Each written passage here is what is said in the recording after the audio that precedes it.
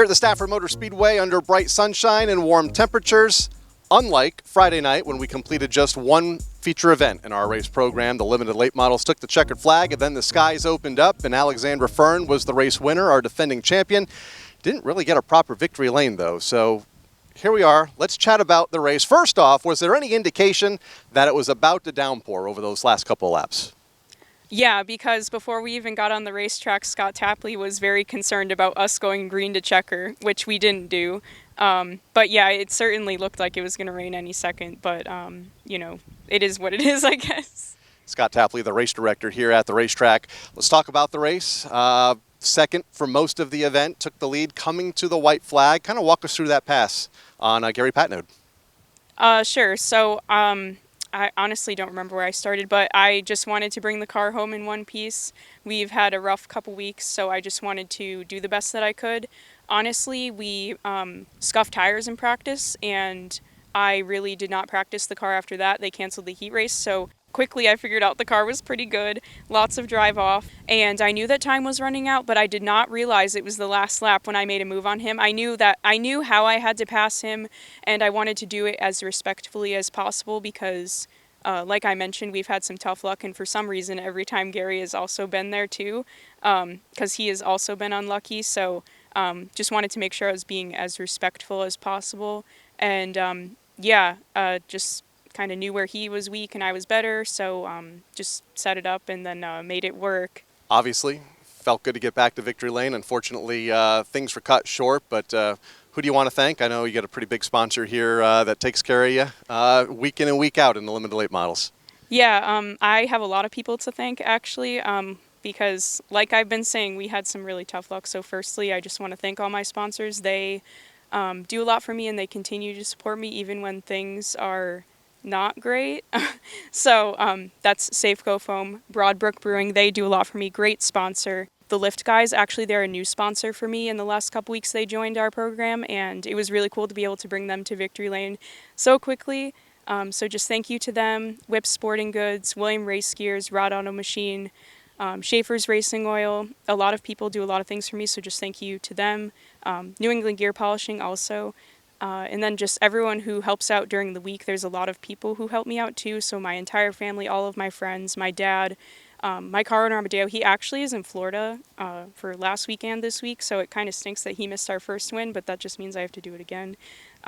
Both Daves, Bob, like I said, my whole family, a lot of people help me out, and I wouldn't be able to come back here if it wasn't for them, especially after the first 3 races or so that we had.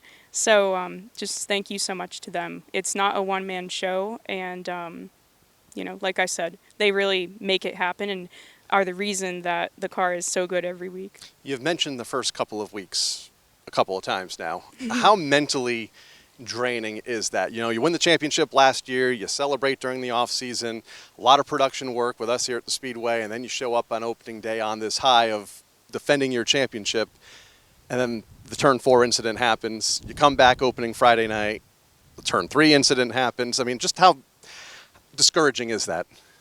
It's tough to say. That whole thing, it's almost worse because a lot of people have a lot of expectations, and that makes it certainly worse. And then the other part of it too is that, at least for me in my career, momentum is very important, and just starting off like that really stinks. I don't know about anybody else. Everyone else on my team stays positive, maybe just for me, but I get grumpy, so that didn't make it easier. And racing is a lot of work and a lot of time, and it is certainly easy when you're winning a lot, but it's not easy at all when stuff like that happens. And when it's consecutive weeks in a row, that makes it way worse.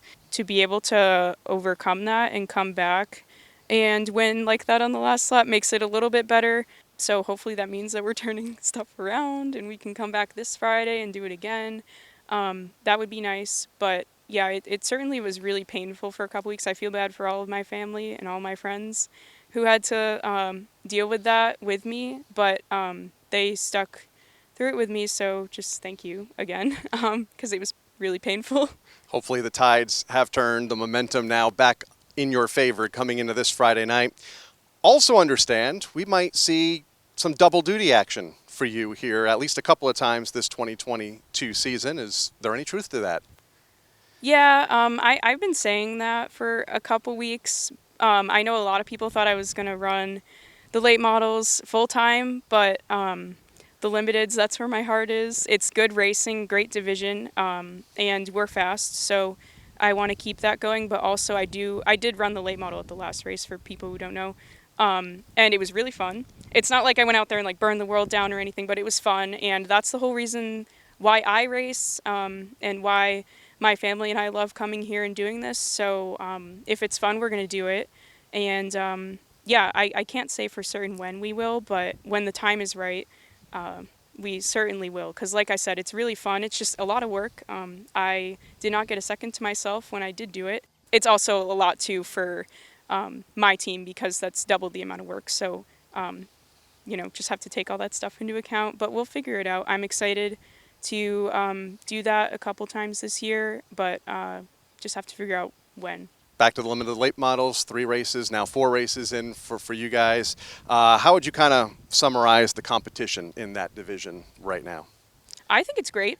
There's a lot of people who are contenders. It's not just like there's one person who wins every week. I'm not trying to criticize any of the other divisions because I do think that all of the competition in all of the divisions here is great, but I do think it's pretty good. It's really close racing, and I do think that usually it's a good show. So I think it's definitely something that everyone in the division can be proud of, and also it's something that as a driver challenges me to be better because now just being good isn't good enough. Not that it ever was, but now being even 1 or 2% better than everybody else and maintaining focus is more important than ever.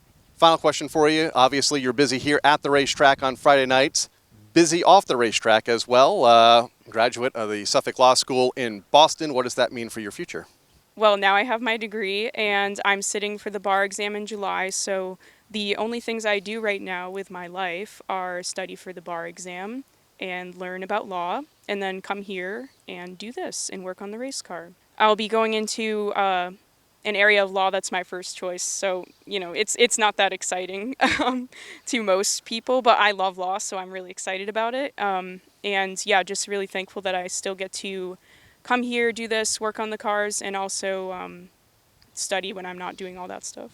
2 very opposite ends of the spectrum, and race car driver, law student. I couldn't do it, and I don't think most people in the pits could. So congratulations on that. Thank Congratulations on your win, and best of luck to you when we get back at it this Friday night. Thank you.